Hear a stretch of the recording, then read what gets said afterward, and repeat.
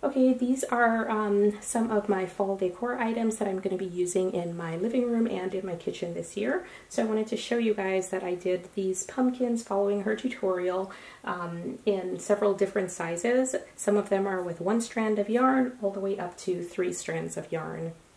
So for the smallest one here, I used the 3mm hook with just 1 size of yarn, 1 strand of yarn.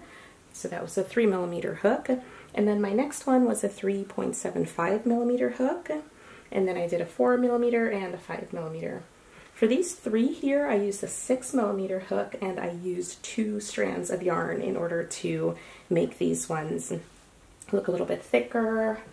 And so these are a pretty good kind of medium size if you use the 6mm hook and 2 strands of yarn. And now for my largest one, I used 3 strands of yarn for this one. So I used 2 orange and 1 kind of an orangish yellow color.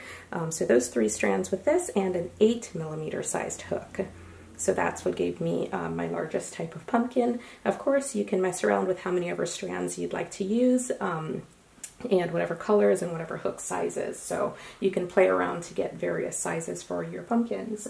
I will show you guys how I went ahead to attach the stem as well as the little curly cues and the leaves.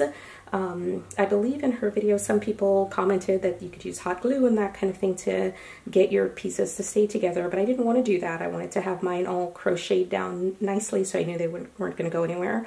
So I will show you how I joined these together so that everything would stay nicely on my pumpkins. I also made a few different maple leaves so that I could put everything out on them. So it's kind of like a placemat underneath all of my decor. And so I made this one of the large ones following the tutorial as well. And I just used the color of yarn that would vary as you keep going in your stitches. And then this one I used just a solid color yarn, but these work up really quickly and they're actually quite nice. You can use them as placemats or centerpieces as well. And I did a few more leaves and another version of the maple leaf tutorial as well. This is actually following her tutorial for the full leaf, but in order to make one a little bit bigger, I just went ahead and added 1 more row onto it, and I think I used a different size hook for this. But again, you can kind of customize these to be as large or as small as you'd like. And so I just wanted to show these are a couple things that I will be using this year. Again, I'll show you guys how I attached on the tops, the stem and the little curly cues with my pumpkins. So I have my pumpkin here and I'm going to show you how I attach the leaves to it. That's the top and that's the bottom.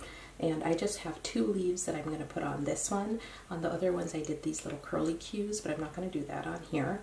So I have my 2 leaves completely ready with all their ends sewn in, and this is the little stem part.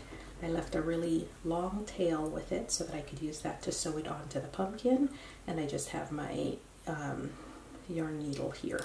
So what I'm going to do is start with my 2 leaves in the position that I want them in, and I'm just going to go ahead and thread my needle just right through them. Doesn't really matter how you do that, and I'm just going to attach it right on here. So all I do is go through some of the middle section and get my yarn needle. Kind of have to work at it to get it through, and I'm going to pull that all the way through until the top comes right where I want it to be. So I just pull that through, and as you're working you just want to make sure that everything is kind of staying in the spot where you want it to be. Turn this however you'd like it to sit, and then I'm just going to continue to attach this onto the bottom. You can see it's just attached at one piece right there, and I'm going to go ahead and turn it so I have a good position, and I'm going to do the same thing again, but I'm going to go down through this into the orange and then bring it back up and down and up and down and up. So I'm just going to find a piece of it take it over here so that it's joining back into my leaf to make sure that the leaves are secured all the way. I go down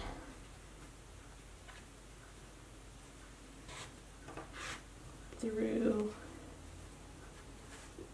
and kind of pull that all the way out.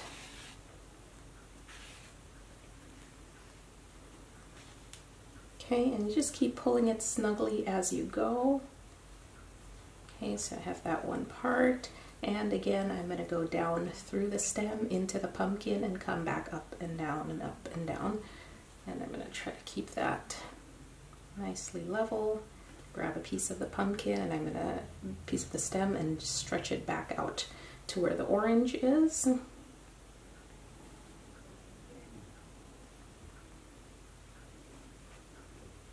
And go through a piece of that. Okay.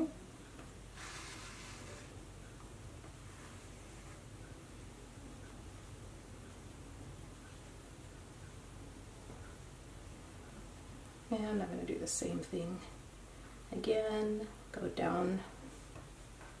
I'm going to go down through the top, stretch it out a little ways, and pick up some of the pumpkin color.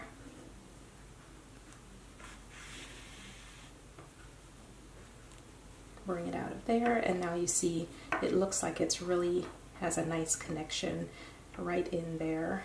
And you kind of spread out the base, because again it's all folded in, but you want it to have some 3-dimension to it. So you move to the next side. We're going to grab a piece, pull it out, and go down through. Go down through the orange, make a loop up there, and bring it out. Okay, see how that's looking really nicely connected, and continue with the same thing. We're going to loop up, take a piece, you see I went through there, and then I'm going to pull it out and go down into here. Since I have mine attached all the way there, I'm going to go ahead and bring this back up through here. So we've got this last straggler piece. I'm just going to go right into my stem, bring it up and out,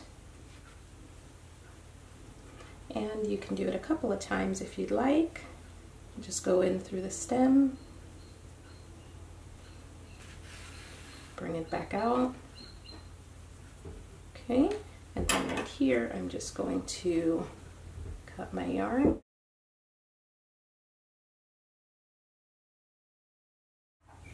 And now we have our pumpkin with leaves attached.